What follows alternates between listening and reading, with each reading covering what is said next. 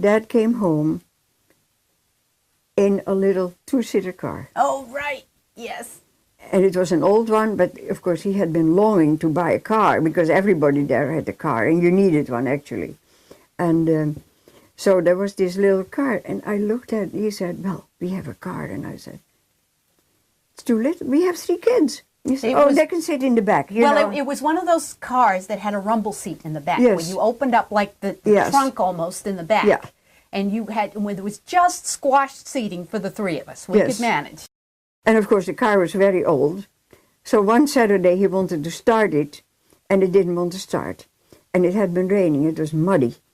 And he tried, and so finally he came in and he said, well, why don't you try pushing it? Then maybe I will roll down the Well, you were going to go to a CWA meeting. Yes. That's why he had to try to start the car. Yes, Yeah. he wanted to take me there. Right. And because even in those small towns, they had CWAs.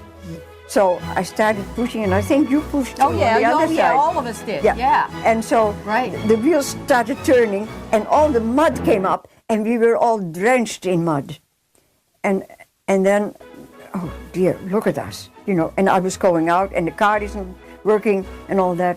And then Dad said very nicely, "Why don't you put your hat on, and then I'll take you."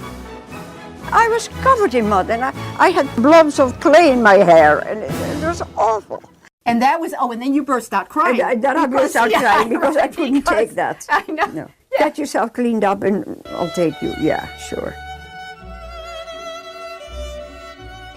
But when we lived in that house, we were so far away from the main farm that Dad had to ride a horse Yes.